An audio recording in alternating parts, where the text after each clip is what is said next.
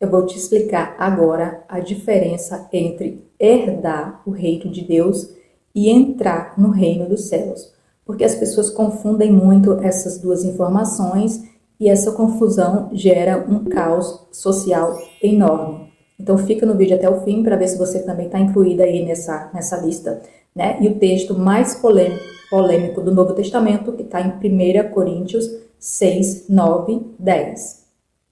Não sabeis que os injustos não hão de herdar o reino de Deus?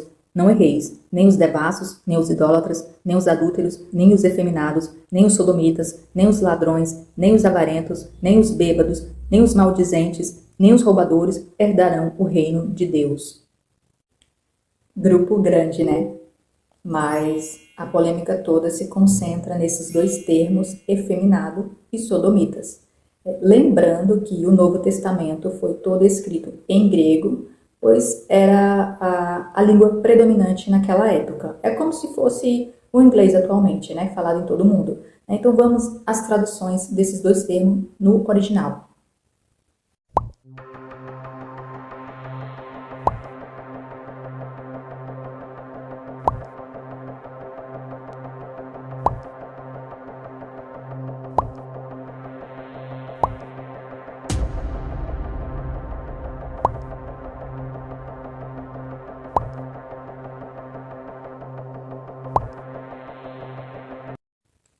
Vou explicar o que é herdar o reino de Deus. Na passagem de Mateus 12, 22, onde Jesus está expulsando o demônio de um homem que era mudo e cego, né? E aí os fariseus começaram a falar entre si, dizer que Jesus estava endemoniado, né? E Jesus, conhecendo os pensamentos dele, aí ele fala negativo. Que história é essa de que Satanás expulsa Satanás? Porque eles estavam falando que ele era o chefe do Beelzebul, né? Então, ele fala que não, que isso não está acontecendo. E aí lá no versículo 28, ele revela o segredo, né? Então vamos ler. Se, porém, eu expulso demônios pelo Espírito de Deus, certamente é chegado o reino de Deus sobre vós. Interrogado pelos fariseus sobre quando viria o reino de Deus, Jesus lhe respondeu: não vem o reino de Deus com visível aparência, nem dirão, ei-lo aqui, ou lá está, porque o reino de Deus está dentro de vós. Porque o reino de Deus não é comida nem bebida, mas justiça e paz e alegria no Espírito Santo. O reino de Deus é a mensagem de salvação através do sacrifício de Cristo.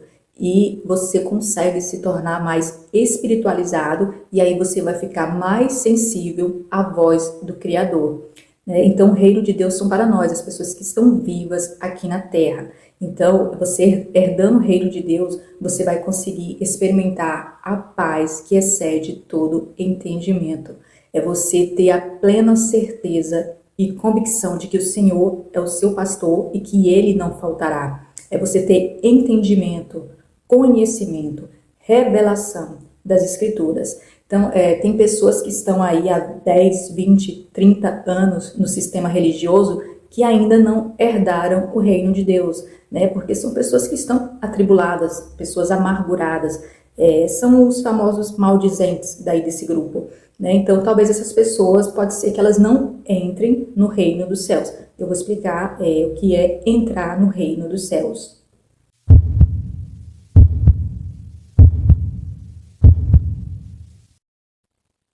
Nem todo o que me diz, Senhor, Senhor, entrará no reino dos céus, mas aquele que faz a vontade de meu Pai, que está nos céus. Muitos naquele dia, o dia do julgamento, o dia do juízo, muitos naquele dia hão de me dizer, Senhor, Senhor, porventura, não temos nós profetizado em teu nome?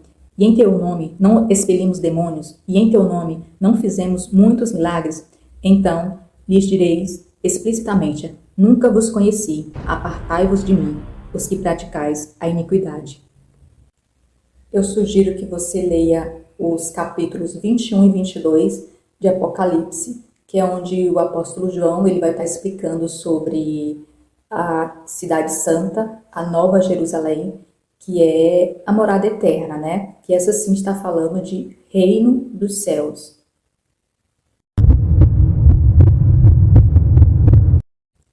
Bem-aventurados aqueles que lavam as suas vestiduras no sangue do Cordeiro, para que lhes assista o direito à árvore da vida, e entrem pelas portas.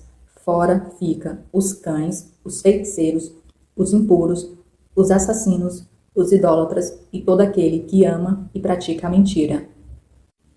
Antes de sair por aí propagando ódio, eu sugiro que você estude a Bíblia. Quando eu digo estudar, não é você ler um versículo solto ou ficar repetindo o que o seu líder falou para você. Estudar é estudar de Gênesis a Apocalipse. Estudar vírgula por vírgula, versículo por versículo. E estudar também um pouco de história antiga. Estude sobre o Império Romano, estude sobre o Lutero, sobre Constantino, sobre Reforma Protestante. Estude também um pouco de ciência, né, para você ter noção das coisas, né? Então não chame de impuro aquilo que Deus purificou.